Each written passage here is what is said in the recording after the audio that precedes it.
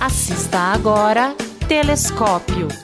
Apoio Cultural Bolsa Creto, Sistema Construtivo para a Obra de Engenharia Hidrogeotécnica. Plano Familiar Camargo, tradição, seriedade e respeito.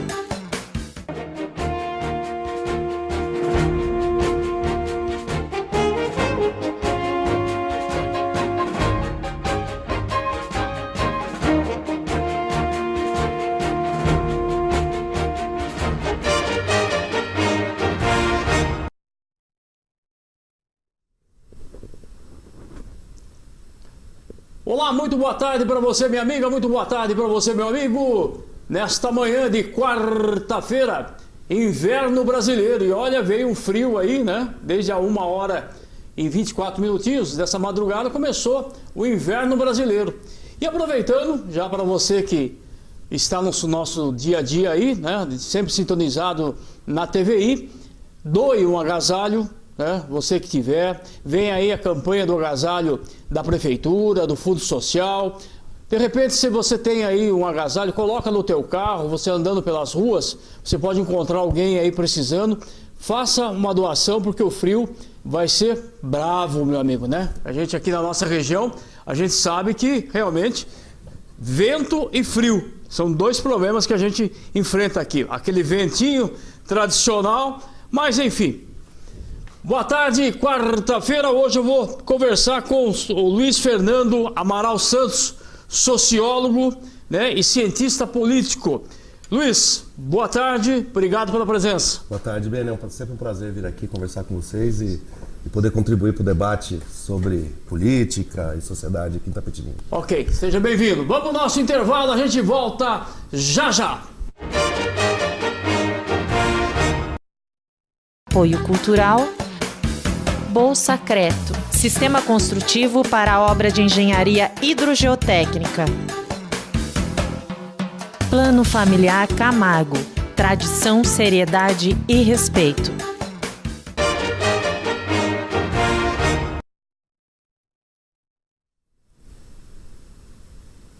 Estamos de volta, lembrando que nós temos o apoio cultural do Bolsa Creto e do Plano Familiar Camargo de Itapetininga. Quarta-feira, lembrando que amanhã temos sessão na Câmara Municipal de Itapetininga, tá certo? Lembrando também que o vereador Milton Neri estava lá em Brasília, tentei conversar com ele hoje, mas não consegui. Queria saber qual foi o objetivo da ida dele até Brasília. Deve tentar alguma coisa para a cidade, sempre é importante. Luiz Fernando, que momento nós vivemos nesse país hoje, onde você liga a televisão, é corrupção, corrupção, enfim. Aonde nós vamos parar, meu compadre? Pois é, Beninho, a gente vive num momento da nova república muito sui generis, né? A gente tem a Operação Lava Jato trazendo à tona, né, para a sociedade, para a mídia, para a opinião pública, todos os meandros da corrupção da política nacional. Apesar de nós percebermos, né, que houve a princípio um intuito politizador da Operação Lava Jato, sim, em querer atingir determinados grupos políticos, esse tipo de atitude acabou aflorando toda uma gama de relações espúrias entre poder econômico e poder político, que agora estão trazendo para a gente duas coisas importantes, né? Primeiro, o esclarecimento de que a gente vive num sistema político democrático, porém muito ainda marcado por corrupção. E em segundo lugar, temos uma questão que daí já é perniciosa, né, que não é tão interessante para a democracia, que a gente tem o acirramento de forças políticas divididas, né, que estão trazendo também um acirramento entre setores da sociedade. Então, de um lado, começou com um antipetismo muito forte, e do outro lado, um conservadorismo muito intenso também, um acusando o outro de determinadas falcatruas, determinadas posturas indecentes dentro do ambiente político, mas que, por final, nós começamos a descobrir que ambos os lados estão sujos, né? Ambas as vertentes políticas que estão no poder, que nem são tão equidistantes assim no quesito ideológico, estão marcadas, né, por essa questão da corrupção. O poder econômico ficou claramente mostrado agora para a gente que ele influencia bastante no poder político no Brasil. A questão dos financiamentos de campanha e a questão do direcionamento de políticas públicas estão permeados por corrupção, estão permeados por questões que não eram para estar colocadas dentro do ambiente político, né, partidário. Então eu acredito que, se por um lado a gente tem o esclarecimento de que o que acontece dentro do Planalto, né, Central, e o que acontece nas campanhas políticas não é aquilo que aparentava ser, por outro lado a gente tem também uma demonstração de que existe sim uma possibilidade de a gente fazer uma revisão, não só da maneira como a gente faz os financiamentos de campanha, que é onde começa tudo isso, né? Mas também a gente pode agora tentar fazer com que as coisas sejam um pouco mais claras. O Caixa 2. O Caixa 2, por exemplo. O Caixa 2, a gente tem uma discussão muito grande no Superior Tribunal Federal, principalmente capitaneada pelo Gilmar Mendes, de que o Caixa 2 não é um crime por si só. Porém, é muito tênue essa linha para a gente diferenciar o que é propina e o que é Caixa 2. A discussão que nós tivemos agora no Superior Tribunal Federal, creio que semana passada, né, sobre se caçava ou não caçava a chapa Dilma Temer, foi bem claro para a gente, numa coisa que eu, como cientista político, considero muito terrível dentro da política nacional. Por quê? A partidarização do Poder Judiciário. Não só o ministro Herman Benjamin, como e principalmente o ministro Gilmar Mendes, demonstraram que eles estão ali não só julgando questões no âmbito jurídico, eles estão sim defendendo questões de âmbito partidário. De julgamento partidário ou de julgamento pessoal, né? E quando a gente está trazendo à tona, no ambiente do Superior Tribunal Federal, questões de cunho valorativo, nós estamos falando de coisas partidárias. Então, eu acredito, e não só eu acredito, como muitos juristas acreditam, jurista que eu não sou, né, que não deveria existir a partidarização das opiniões dentro de uma corte. Ali nós temos claramente Gilmar Mendes falando abertamente que ele não... Um dos motivos que o fizeram votar contra a cassação da Dilma Temer seria políticas que o governo Temer está querendo implementar, como mudanças constitucionais no setor trabalhista.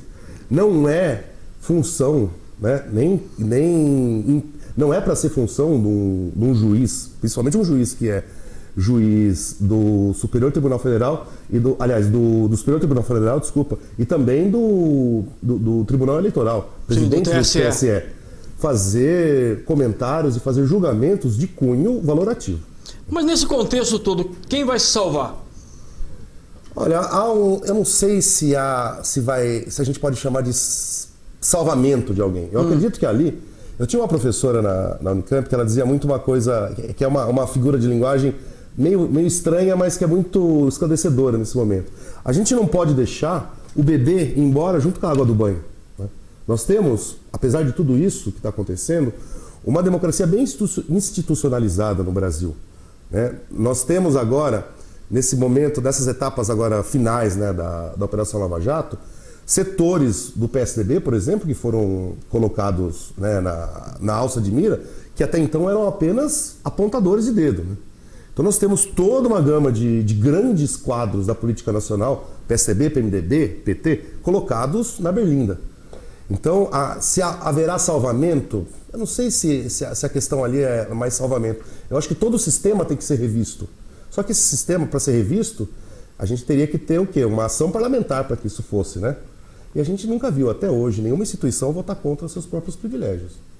Então, a meu ver, o que a gente poderia ter para uma modificação desse cenário hoje em dia seria uma constituinte, a gente fazer uma revisão geral de todas as regras que colocaram esses problemas, deixaram esses problemas poderem acontecer, né? Eu, particularmente, sou a favor do financiamento público de campanha. Qual que é a crítica maior sobre essa opinião minha? É o seguinte, mas o Estado então agora vai ter que bancar também campanhas políticas? Tudo bem, é um gasto. Mas por outro lado, vejam os gastos que nós estamos tendo de dinheiro que foi desviado de Caixa 2 e de propinas dentro do ambiente legislativo e executivo. Mas, Luiz Fernando, o financiamento público de campanha também não pode ocasionar o Caixa 2? O financiamento público de campanha, é assim, toda regra tem sua burla, né? Sim. A gente temos que partir desse princípio já, né? Principalmente nesse cenário que nós estamos vendo. Mas eu opto por isso, né? Teoricamente, porque ao haver um financiamento público de campanha, você vai ter dinheiro saindo do Estado. Esse dinheiro vai ter que estar...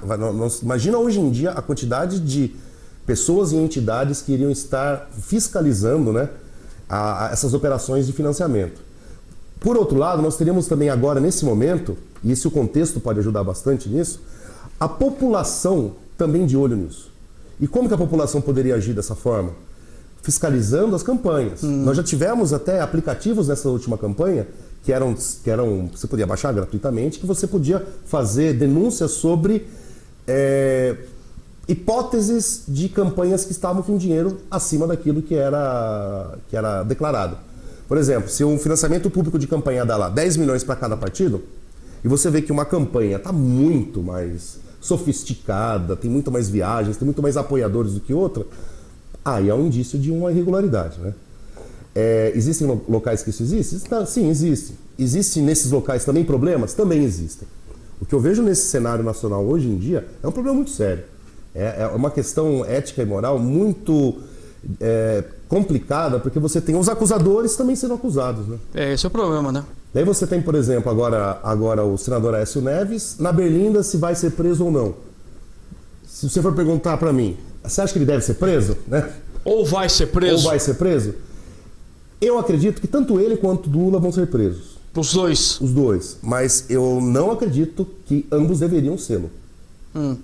A Aécio Neves, por quê? Que é quem tá... Bom, o Lula também, né? A partir de hoje, Sérgio Moro já pode decretar a prisão dele. Aécio Neves, ele foi cassado, né, do seu cargo de senador por conta daquelas gravações. Ele está afastado, né? Ele foi afastado. Isso. Tem até um pedaço do seu salário que ainda recebe. E como que você pode prender, na legislação brasileira, prender um senador quando ele é pego em flagrante de crime comum ou quando ele é pego em crime continuado? Qual foi o motivo, a motivação do afastamento dele do Senado? Foram aquelas gravações, onde ele pedia dinheiro para o Joesley Batista, da JBS. Agora, qual que é o motivo, a hipótese que está sendo levantada para a prisão dele? Que ele foi pego em foto, que ele mesmo divulgou, fazendo reuniões políticas. Ou seja, com vários outros senadores, com o presidente do partido, o Fernando Henrique Cardoso, presidente de honra do partido, e outros senadores e deputados importantes. Daí a alegação foi de que ele, mesmo afastado, está fazendo política. Mas ora bolas, né? Convenhamos, fazer política é fazer crime continuado? Então há uma efervescência aí, uma coisa muito perigosa. E isso eu chamo, não só eu chamo, é lógico, de partidarização do Poder Judiciário. Então há uma vontade de se colocar nas decisões públicas e políticas muito forte do Judiciário, que não está sendo de bom grado. O Poder Judiciário, dentro do sistema, né, que Montesquieu já havia escrito no século XVII, o Poder Legislativo, Executivo e Judiciário numa tensão eterna, sempre com uma certa conveniência para manter a ordem. Se você tem um desses poderes exacerbando suas funções em cima dos outros, a gente tem esse problema que está acontecendo também. Né? Nós temos os motivos, que são os problemas de corrupção, de Caixa 2, e nós temos agora essa partidarização não só do Ministério Público, como da Polícia Federal e do Superior Tribunal Federal. Aí prende-se o Lula, o Lula e o Aécio, PT, PSDB. Aí fica tudo numa boa, seria isso? Pois é, daí qual que é o terceiro partido que está sempre coligado com ambos esses partidos que o senhor citou? PMDB. Qual é o maior partido do Brasil? PMDB. Então a gente não muda nada, né? Nós temos lá o PMDB sempre como o centro, né? Ou o centrão, desde o final do período militar. Ele sempre, todo partido brasileiro que chegou ao poder, ele só chegou com o apoio do PMDB. Sim. Sempre. Então o PMDB ele está envolvido em todos os processos partidários e eleitorais do Brasil. Então nós não estamos descobrindo que existe problema tanto do PT como do PSDB, e o PMDB está com os dois, está com ambos, né? Não existe governabilidade no Brasil sem o PMDB. É o que mostra, por exemplo, o governo Temer, né? Desde a sua oficialização como presidente. Ele tem o PMDB. E ele tem uma parte do PSDB que ora está com ele, ora não está com ele, mas que estão ali esperando o que vai acontecer para tomar uma posição direta. O PSDB, na verdade, ele está esperando 2018, né?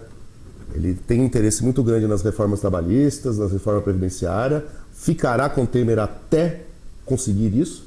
Depois que conseguirem fazer essas reformas, daí Temer pode cair. Agora, 2018, eleições o ano que vem. Com tudo que está acontecendo hoje, em termos de política, de corrupção, de Caixa 2, de Lava Jato, como é que vai ser o financiamento dessas campanhas para os candidatos? Houve aquela modificação para que não houvesse mais financiamento empresarial, né? Porém, o próprio ministro Gilmar Mendes acha que isso deve ser revertido. Então, eu acredito que no meio de toda essa confusão entre Ministério Público, Polícia Federal e a grande corte brasileira e os partidos, eu não sei, não dá para saber se haverá tempo para uma modificação no sistema eleitoral de financiamento. Eu não vejo isso na ordem do dia para agora. Eu acredito que no momento em que nós tivermos a iminência da saída do Temer, né, ou o final do seu mandato, e já vislumbrando 2018, aí sim isso vai ser discutido. Porque agora é tudo muito volátil, né? A gente pode ter hoje Aécio preso e Lula absolvido. Ou o inverso. Ou ambos presos, ou ambos absolvidos. Né? A partir de hoje, né? Não hoje especificamente. Então tá tudo muito dinâmico, né? Até esses dias, uma coisa que apareceu na internet e tal, tem um seriado que chama House of Cards, em que mostra uma hipotética vida de um candidato e depois presidente dos Estados Unidos. O que eles tentam mostrar ali? Os bastidores da política, né? A parte suja. Eles mesmos chegaram a botar no Twitter que o Brasil estava colocando eles no chinelo. Porque é tudo muito surpreendente, né? Uma hora você acha que está totalmente... Todo mundo... A Dilma, quando estava no poder, colocou a Temer como seu articulador político para tentar salvar a pele dela. De repente, ele justamente era o cordeiro com a pele que ela botou em cima. Dormindo com o inimigo. Daí nós temos o PSDB apoiando o Temer. De repente, não se sabe se está apoiando mais ou não. Nós temos lá Luiz Nunes Ferreira dizendo sim, estamos apoiando. Daí nós temos lá depois ele juntamente com o Tasso Gereissati. Daí nós temos outras figuras grandes do PSDB dizendo que, olha, talvez não seja a hora de ficar tão próximo dele. O próprio Dória dizendo que, olha, estamos juntos com ele. Alckmin. Alckmin e Dória, esses estão sempre juntos agora, né? Então, estamos com ele, mas se for provado que tem crime, não estamos mais. Então, é uma postura do PSDB também bem claudicante com relação ao Temer. Eles estão tentando pensar em 2018. Por isso que a sua pergunta fica sem resposta. Porque não tem... Está tudo tão volátil, está tudo tão complicado, né? Até pouco tempo atrás, estávamos na iminência também de ter eleições indiretas. Tínhamos uma lista de candidatos, né? O PSDB tinha já o Tasso Gereissati como seu, né? Porque o Fernando Henrique já tinha tirado o boné dele do caminho. Então é tudo muito complicado. Muito bem, vamos ao nosso intervalo. Estou conversando com o Luiz Fernando Amaral Santos, sociólogo, cientista político. É o momento que o país passa. A TV, rádio, jornal, em tudo que é lugar você vê corrupção, Operação Lava Jato, enfim. Vamos lá para o nosso intervalo, a gente volta daqui a pouquinho. Apoio Cultural Bolsa Creto, Sistema Construtivo para a Obra de Engenharia Hidrogeotécnica. Plano Familiar Camargo, tradição, seriedade e respeito.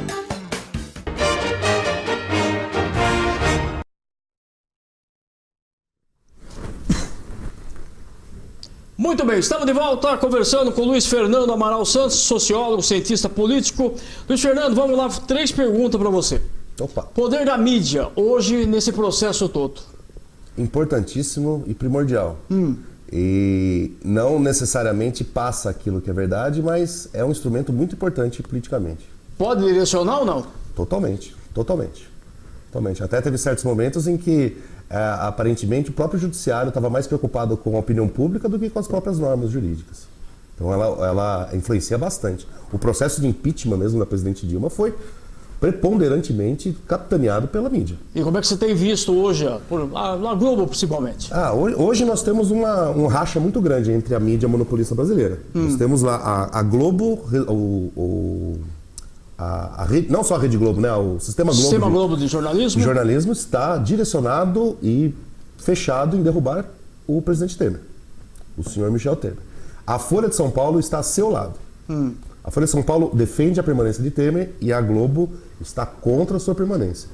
Temos aí uma... Mas aí o poder de tiro maior é da Globo, né? O poder de tiro maior é da Globo. Porém, a influência da Folha, a sua capilaridade também é muito importante. Que entra mais na sociedade mais elitista ou não?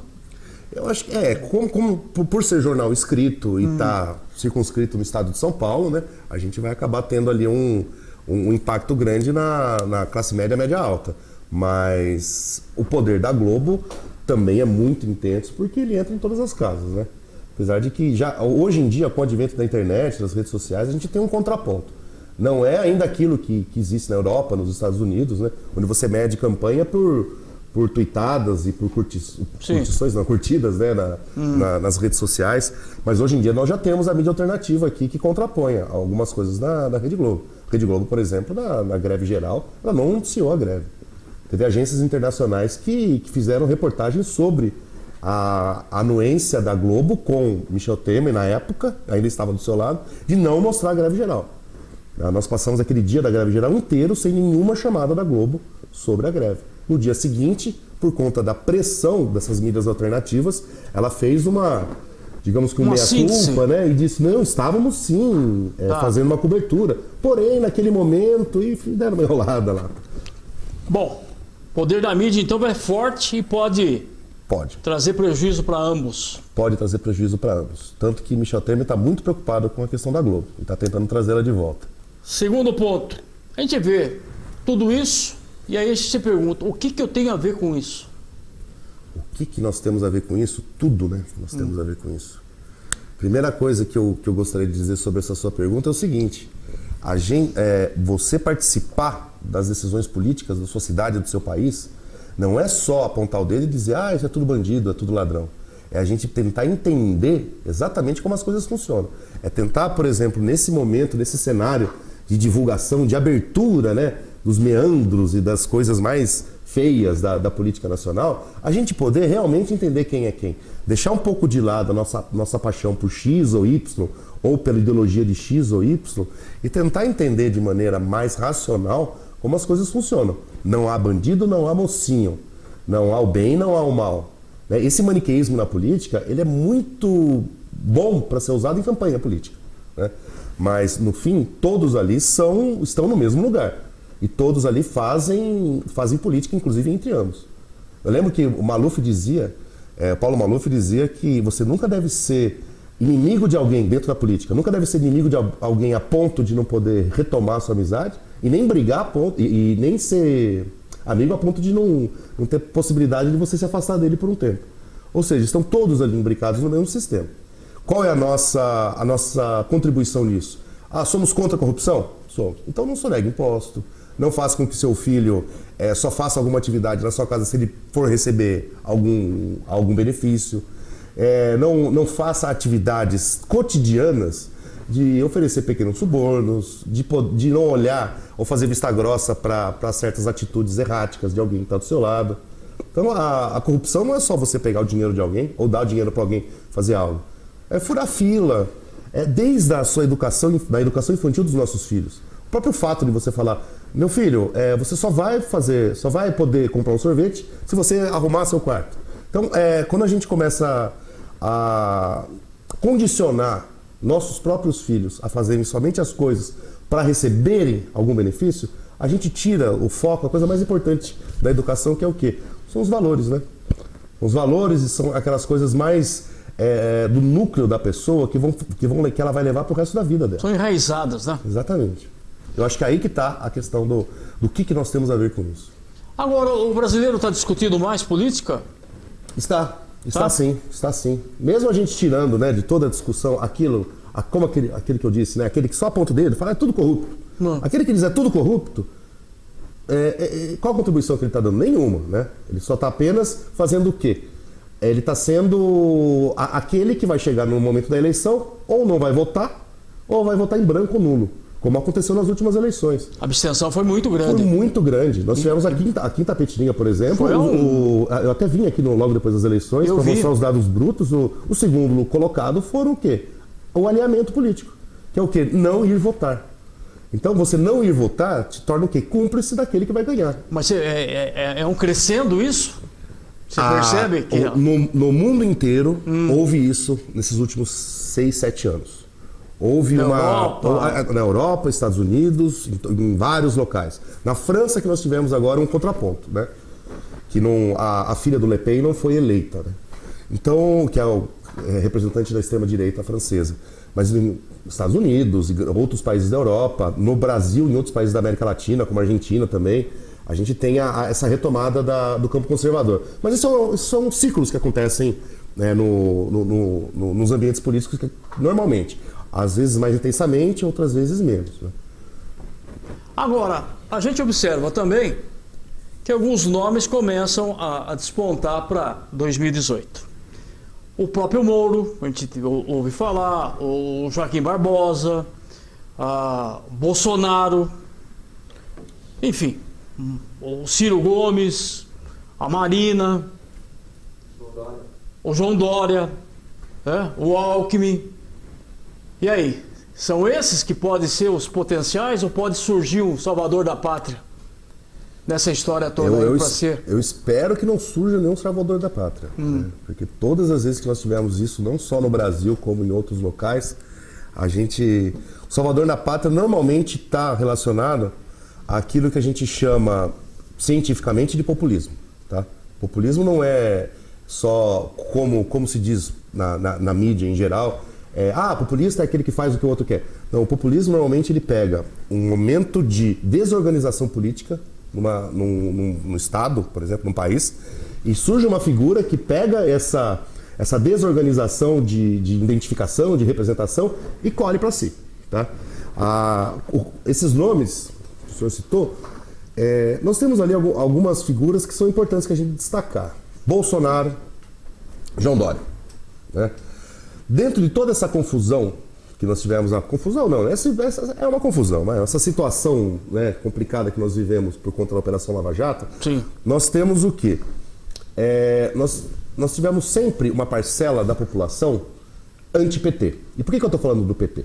Porque nós tivemos agora 14 anos de administração petista no Brasil, né, no governo federal. Então nós sempre tivemos o antipetismo colocado dentro do PSDB.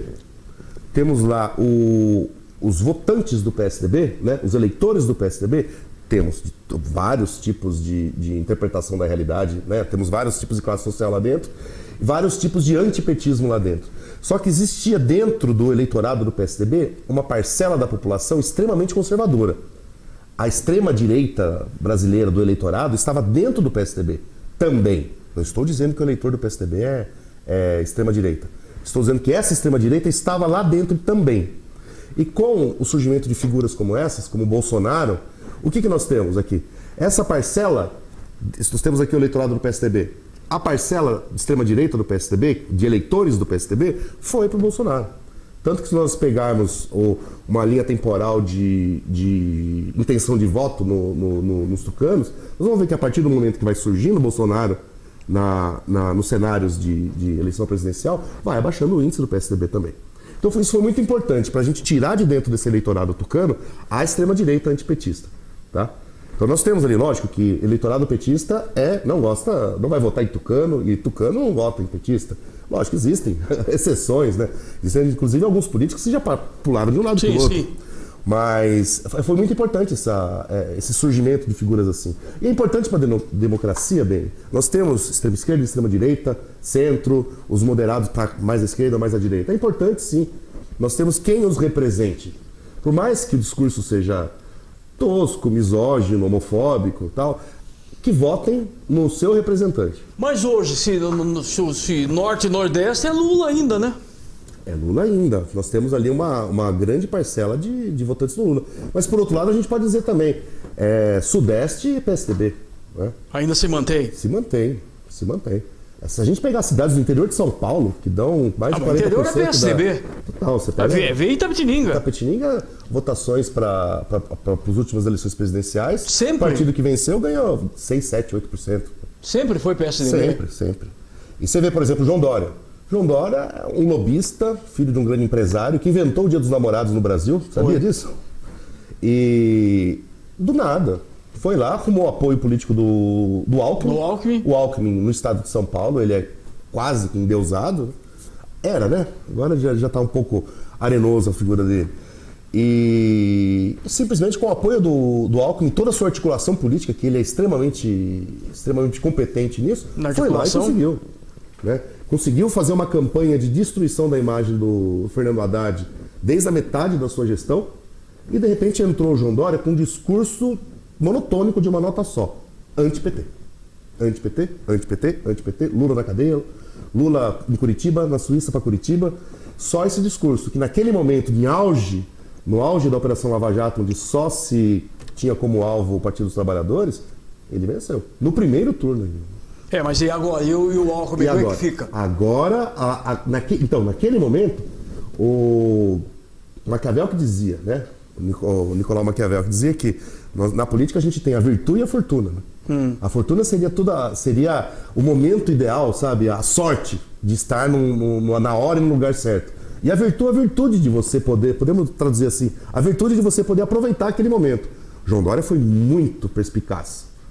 Conseguiu fazer, com uma estratégia simples, mas inteligentíssima, conseguiu chegar ao Palácio dos Bandeirantes. Agora, o que vem agora, que é a sua pergunta, é um outro momento, né? Um outro contexto.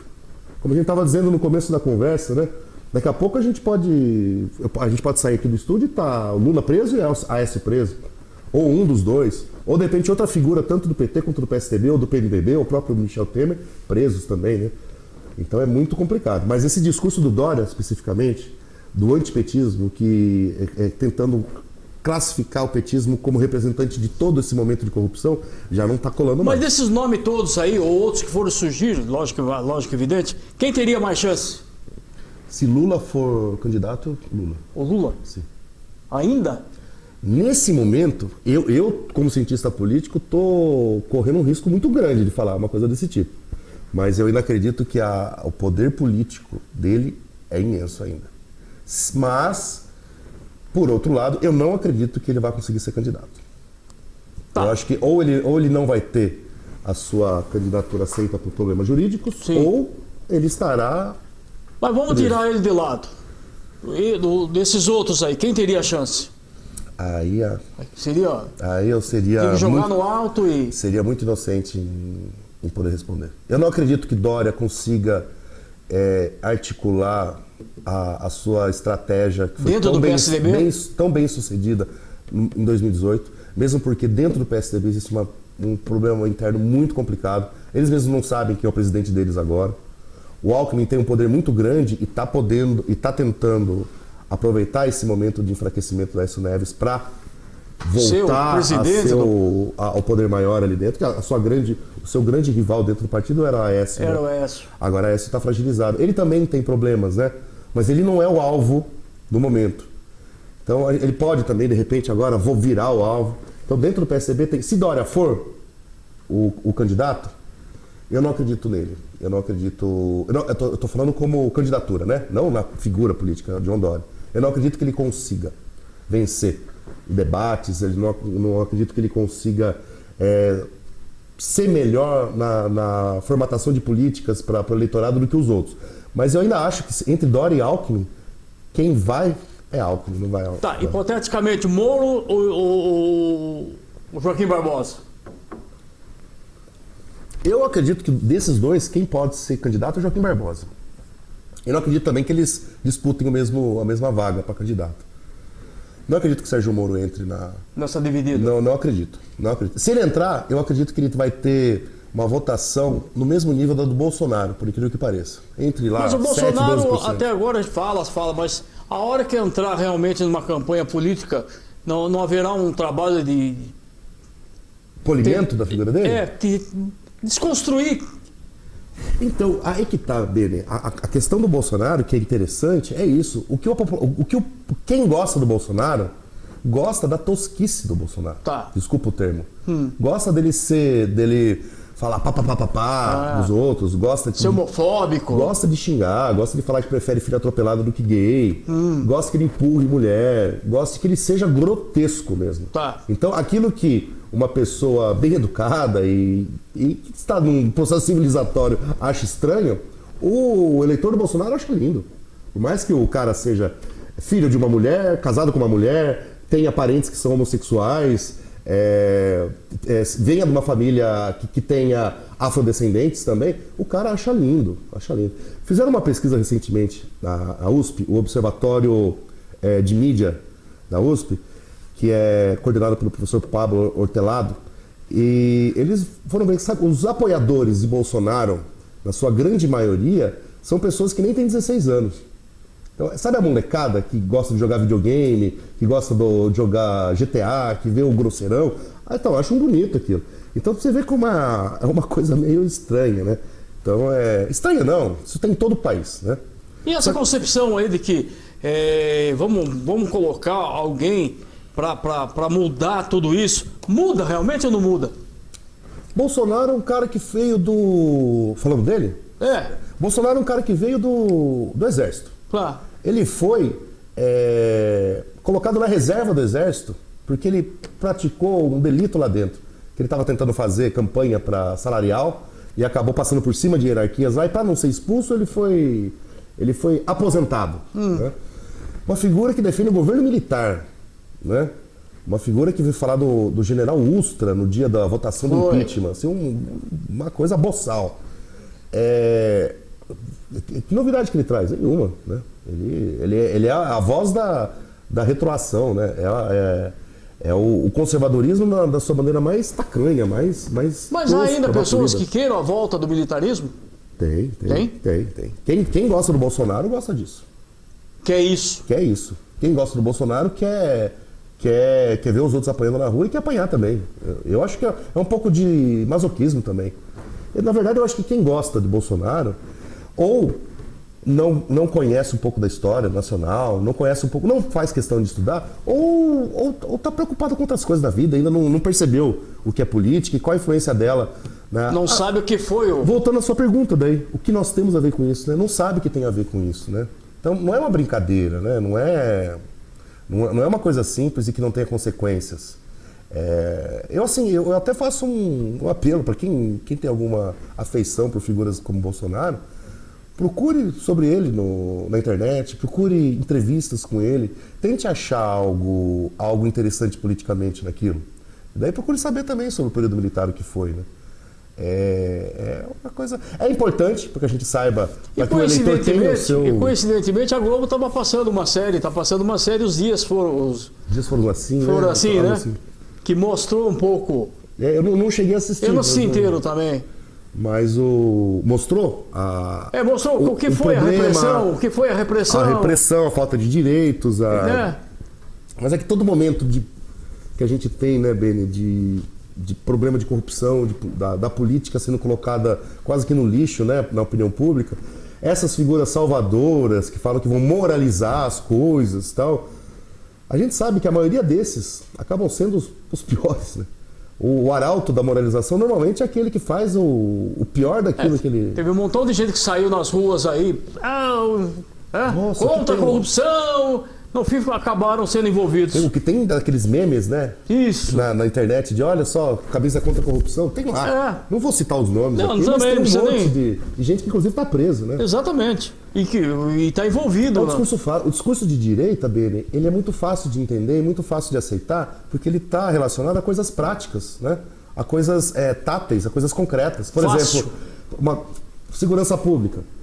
Vem um discurso progressista de esquerda e diz o seguinte: olha, a gente tem que tratar a segurança pública, a violência urbana, como? Com policiamento, né? Sim. Educação, principalmente, e trabalhos trabalhos culturais com a comunidade que façam com que não só tenham oportunidade de ter empregos, mas de ter lazer e de ter outras perspectivas de vida. Só que isso é médio e longo prazo, né? Vem um político de direita e diz o seguinte: é porrada, bandido bom é bandido morto. A pessoa que sofreu uma violência recentemente, para ela é isso, né? E o campo progressista de esquerda deixou o apreço por direitos humanos ficar contemporizado com corrupção, entendeu? Então isso atrapalhou muito essa visão mais de médio e longo prazo progressista. A questão de direitos humanos, por exemplo, ficou associada à corrupção. E não tem nada a ver uma coisa com outra. Né? Mas apesar de todo esse panorama, ainda dá para acreditar? Dá, nós temos que acreditar, né? Se a gente não acreditar em alguma coisa, a gente vai fazer o quê, não, Benê? A gente já teve momentos, né, tão terríveis na história brasileira, como na época do 88, 89, depois com o impeachment de Collor. Nós tivemos situações muito complicadas no Brasil e conseguimos vencer, conseguimos passar para frente. Acredito que nunca tivemos uma situação tão sui generis e tão complicada como agora.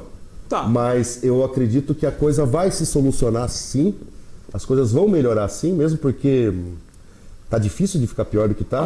A única coisa que se me permite dizer, a única coisa que me preocupa é as mazelas e os ônus que nós levaremos desse processo com relação a mudanças de leis trabalhistas e previdenciárias.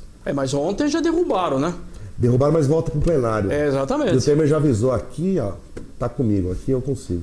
Para finalizar, o Collor, a população saiu às ruas, a juventude saiu às ruas, com menos corrupção do que agora. Cadê a população nas ruas? Um detalhe.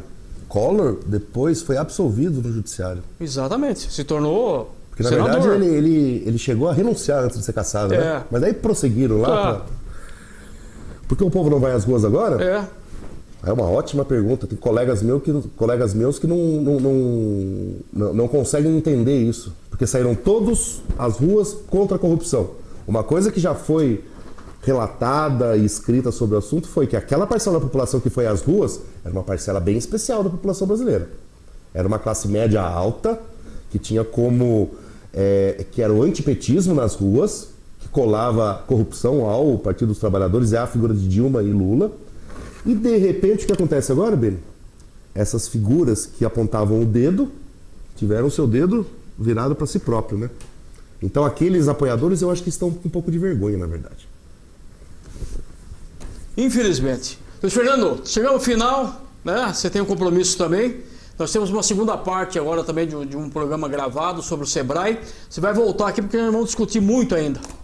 Tá, muito obrigado, Benê, pela oportunidade. Obrigado a você. Queria aproveitar e mandar um beijo para Lu e para as minhas duas pequenas, para Júlia e para Luísa. Opa! E estou à disposição. E dá para perceber que na casa as mulheres que mandam. Sempre. Sempre. Eu sou o último a dizer. Sempre. Sim. Desculpa, né? Sim, Foi sim. mal. Um abraço e um carinho, a gente volta amanhã, se Deus quiser. Tem aí agora o programa gravado sobre o Sebrae. A gente volta amanhã, quinta-feira, se Deus quiser. Tchau, obrigado. Apoio Cultural Bolsacreto, Sistema Construtivo para a Obra de Engenharia Hidrogeotécnica. Plano Familiar Camargo, tradição, seriedade e respeito.